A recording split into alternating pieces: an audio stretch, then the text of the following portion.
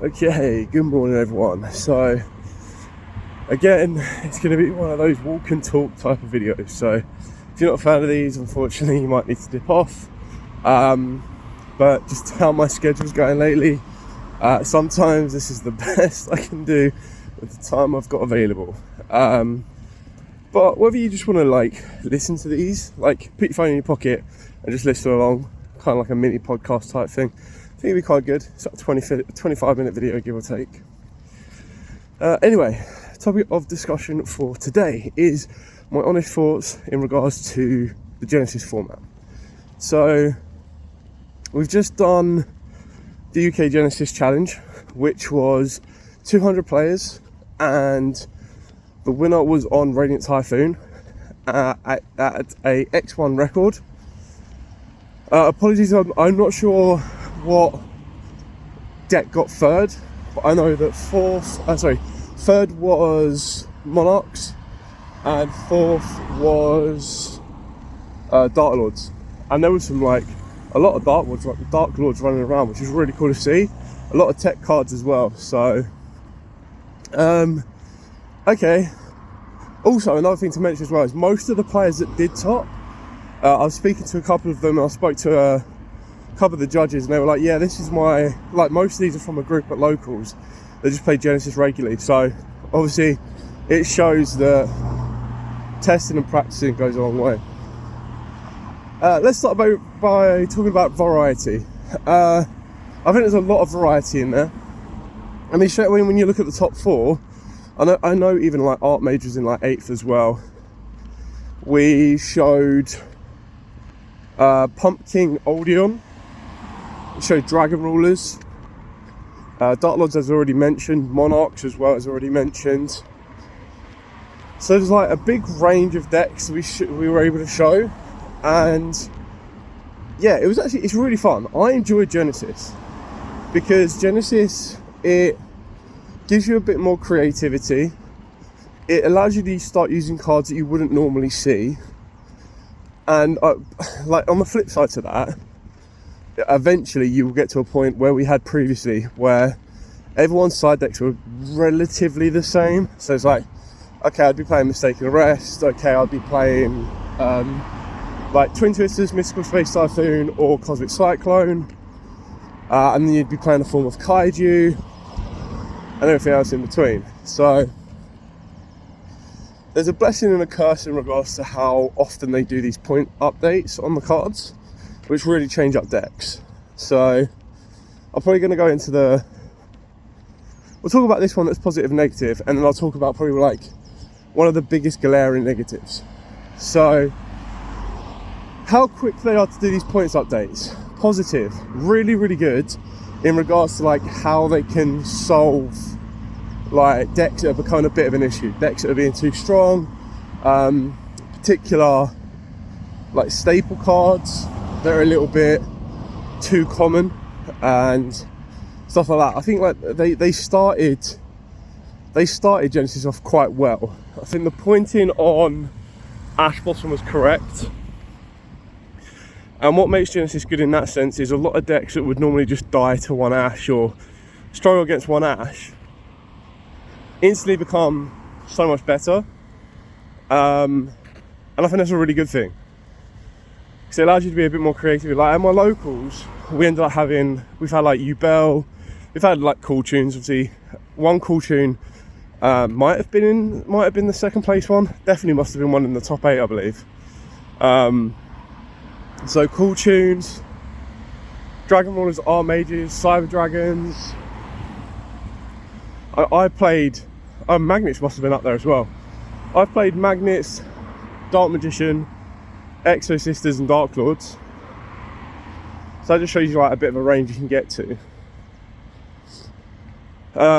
Going back to the how quick they are on the points updates, it's really good. I keep saying so I apologise for that. That's really good in how quick they are to address the issue cards. The downside of that is because they point cards so quickly, what's got to be very careful is, because Genesys is kind of a new format, got to be careful not to, you know, completely derail a deck unless it's a deck that needs to be derailed. And what I mean by that is, this is probably like the other thing with Genesys that's still being sussed out. I don't believe in Genesys the best deck should also be the best deck in Genesys. There's no way of guaranteeing that. I say deck, but decks. Early stages, there's no way to guarantee that, but what I mean is at the start of Genesys, Vanquish Soul was still really good. Vanquish Soul was still good in the main meta. Now, I suppose it's a good thing in the sense that if you're trying to attract those players that are already playing Vanquish Soul, then you kind of got them, because they go, okay, cool, well, I'll just jump. You know, my same deck can be used for Modern and can be used for Genesys, which I kind of get, I kind of understand. And it's the exact same, like right now, it went from like Vanquish Soul to Dracotal, and now it's currently with Radiant. And I think Genesys should kind of be like that non-meta-ish type format. Because like I said, when we look at the rest of the top four, even if it was cool, like the only one, so Radiant, and I'm not taking anything away from the duelist did really, really well.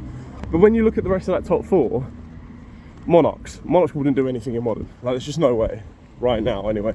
I know sometimes out of the blue they'll come up and do something.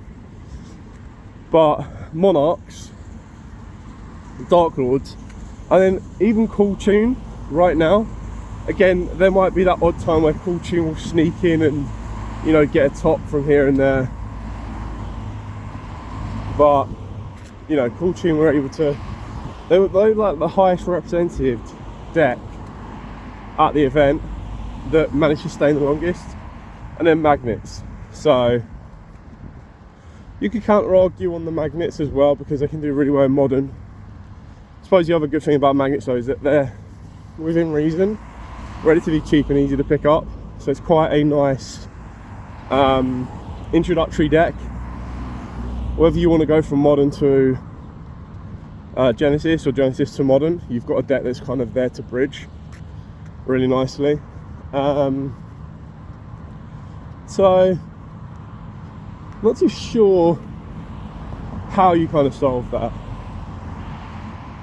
And I suppose that's where these quick pointing comes in. But you've got to be very careful to, where it's all possible, try to avoid pointing engine cards. But then there's with the pointing system, there's actually some cards that I fully understand. So, well, not all of the Floodgate-S cards are pointed.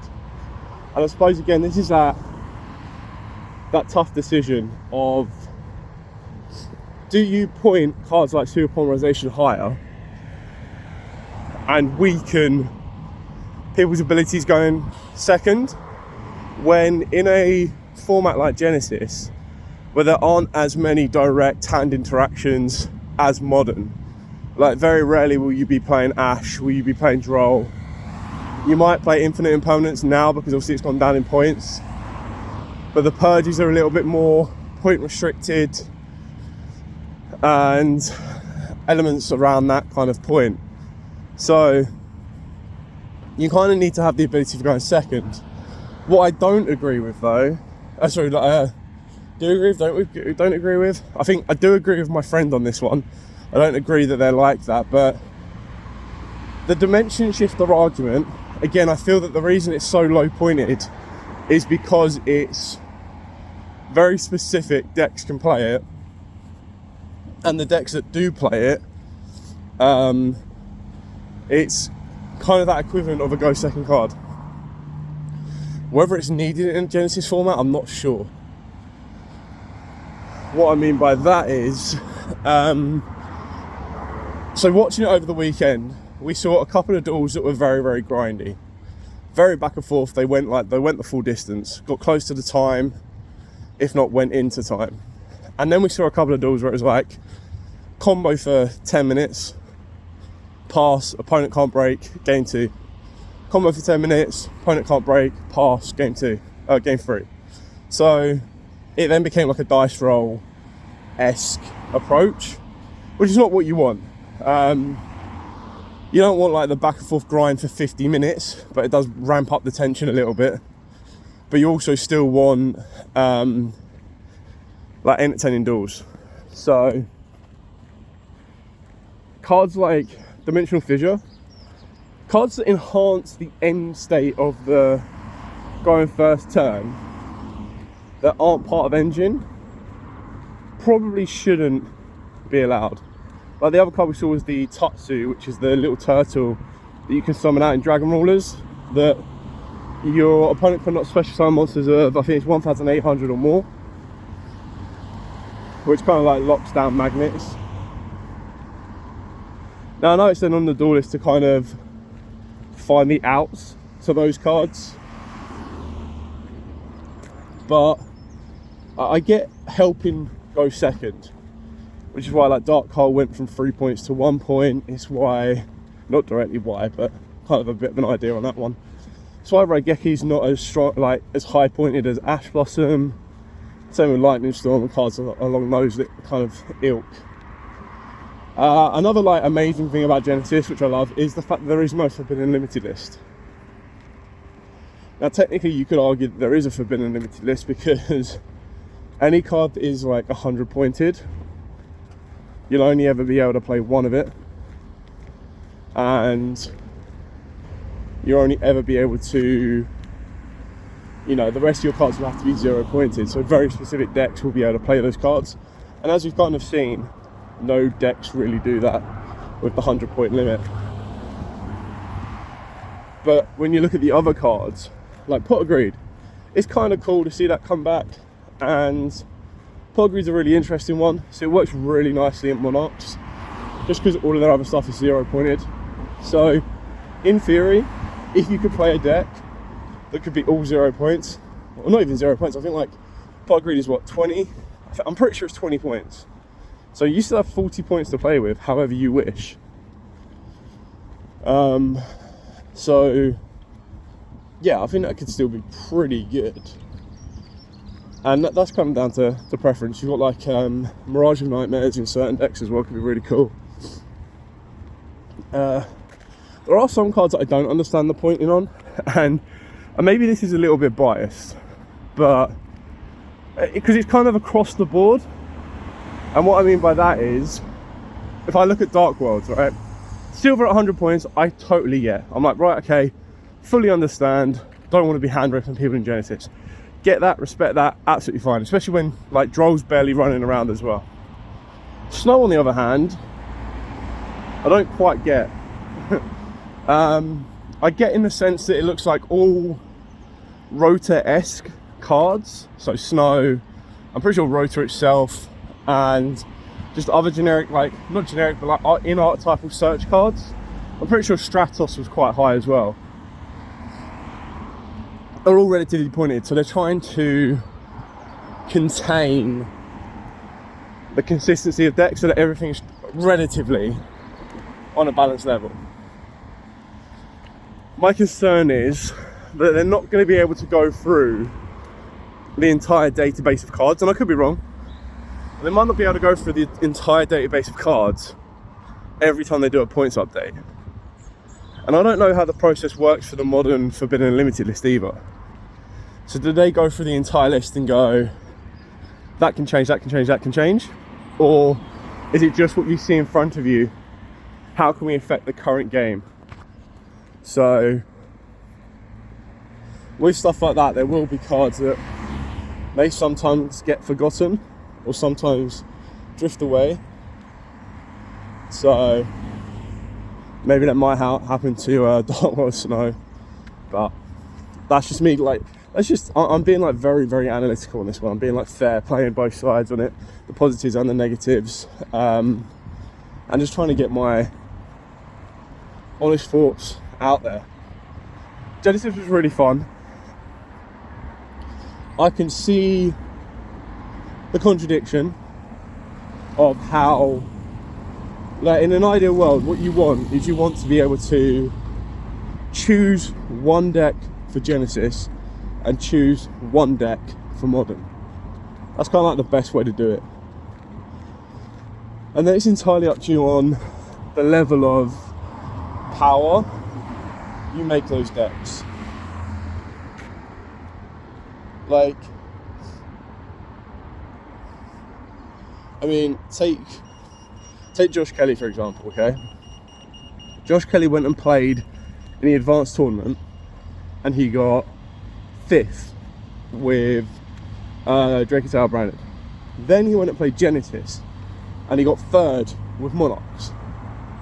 Now Josh Kelly is quite like Jordan Gallagher, really, really good duelists, and they're just working really hard this format. They're showing that hard work is paying off. Another thing that I found quite interesting is a lot of duelists actually travelled. I think Jordan Gallagher and then Lamptey travelled from the UK Open to a regional in Cologne. Obviously they're working towards, maybe less so Lamptey, but we know Jordan Gallagher is definitely working towards his world points. So is Josh. So hopefully we get to see them up on the tables, the top 16 table breakdown playoffs for Worlds. Because, you know, at the end of the day, Worlds is in Tokyo. It's probably like the peak location for Worlds in regards to like the country of origin for Yugioh. Tokyo's just an incredible place. Japan's just an incredible country.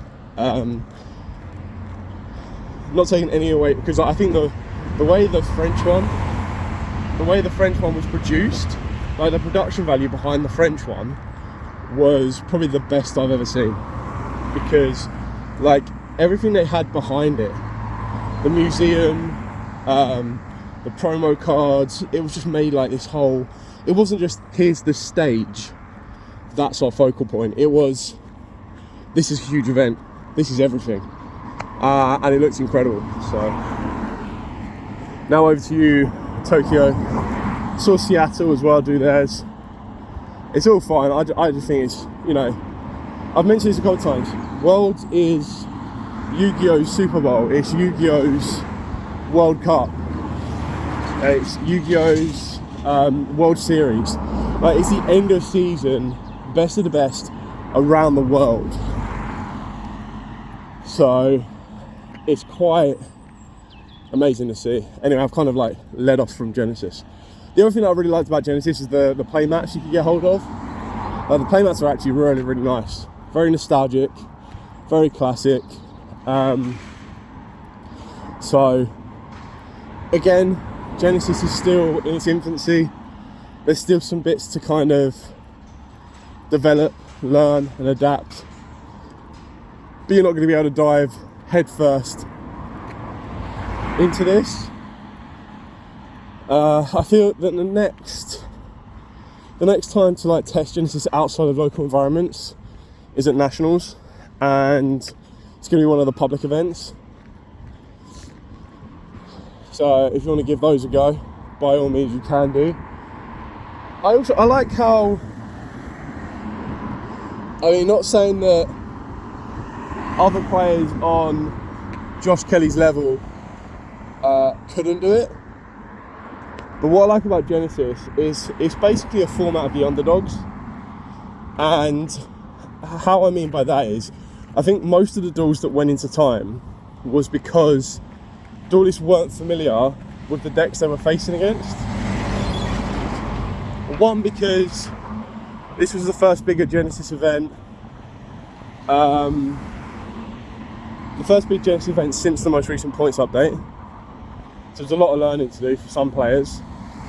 And players were just being generally creative. Like I said, round 1, Pumpkin Odeon. It's like Battle City and Duelist Kingdom came together. It's like, wow, okay.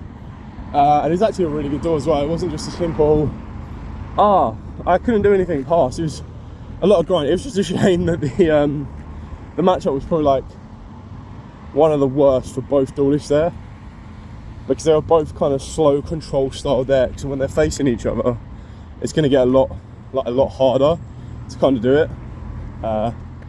Yeah. Anyway, pretty much where I need to be right now.